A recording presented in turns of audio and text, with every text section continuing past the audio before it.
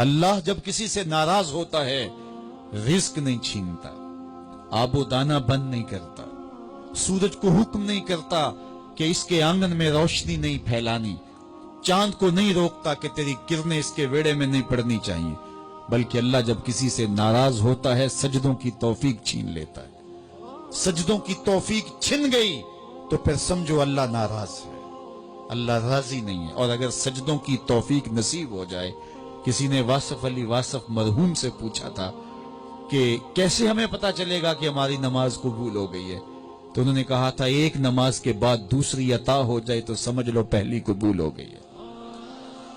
تو نمازوں کا نصیب ہونا یہ اللہ کی رضا اور اللہ کی خوشنودی کی دلیل ہے، اور سجدوں کی توفیق کا چھن جانا یہ اللہ کی ناراضگی کی دلیل ہے۔ میں اور آپ دیکھیں کہ ہم کہاں کھڑے۔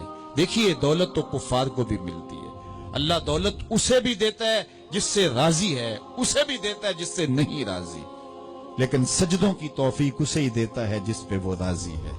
تو 5 گانا نماز شعار زندگی بنا لیجئے، نماز قضا نہ ہونے پائے۔ قیامت کے دن بے نمازی اس صف میں کھڑا ہوگا جس صف میں نمرود کھڑا ہوگا، جس صف میں حامان کھڑا ہوگا، قارون کھڑا ہوگا، شداد کھڑا ہوگا۔ مجھے بتائیے ہم میں سے کوئی یہ گوارہ کرتا ہے ہم اس صف میں کھڑے کر دیے جائیں جہاں دشمنان خدا کھڑے ہوں؟ آج کوئی نماز پڑھے یا نہ پڑھے، حشر کے دن حکم ہوگا کہ اللہ کے حضور سجدہ کرو۔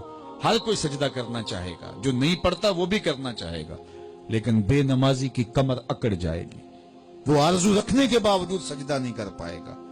قرآن بتاتا ہے کچھ لوگ جہنم کو دھکیلے جا رہے ہوں گے، انہیں کچھ لوگ پوچھیں گے ما سلککم فی سقر، تم جہنم کو کیوں جا رہے ہو، کیا ہوا تمہیں؟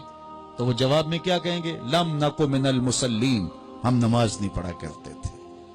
سب سے پہلا حساب قیامت کے دن جو بندے سے لیا جائے گا وہ نماز کا لیا جائے گا۔ پہلا سوال بندے سے، یار چڑیاں بھی رب کی تسبیح بولیں اور اشرف المخلوقات سویا رہے۔ جب صبح کا وقت ہوتا ہے اشراط الارض بھی بلوں سے نکل کے رب کی تقدیس کے ترانے پڑھ رہے ہوتے ہیں۔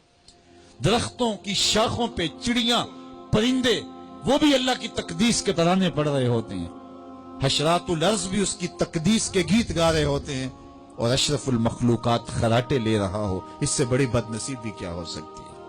آئیے 5 گانا نماز شعار زندگی بنا لے۔ اس مجلس میں اگر کوئی بے نمازی ہے تو آج عزم مصمم کر کے یہاں سے لوٹے کہ آج کے بعد نماز نہیں چھوڑوں گا، اور اگر آپ 5 گانا نماز کی عادت رکھتے ہیں تو آپ کو مبارک ہو، لیکن یہ عزم کر کے جائیے اپنے گھروں میں، اپنے اعزاء و اقرباء اور اپنے دوستوں میں اس زور سے تلقین اور تاکید کریں گے نماز کی کہ وہ پکے نمازی بن جائیں گے۔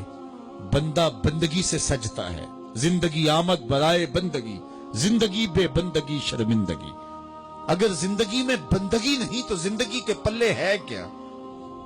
علماء نے لکھا ہے کہ یہ سارے درخت حالت قیام میں ہیں، چوپائے حالت رکوع میں ہیں، مینڈک تشہد میں ہیں، اور حشرات الارض سجدے میں ہیں، اور انسان اشرف المخلوقات ہے۔ اس کی عبادت میں درختوں کا قیام بھی رکھا گیا، اور رکوع بھی رکھے گئے، اور سجدے بھی رکھے گئے، اور قعدے بھی رکھے گئے، اس لیے تاکہ اس کی عبادت تمام مخلوقات کی عبادات کی جامع بن جائے۔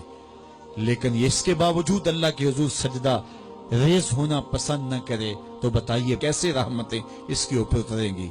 خوش نصیب تو وہ ہیں جو 5 گانا نماز ادا کرنے کے بعد تہجد بھی قضا نہیں ہونے دیتے۔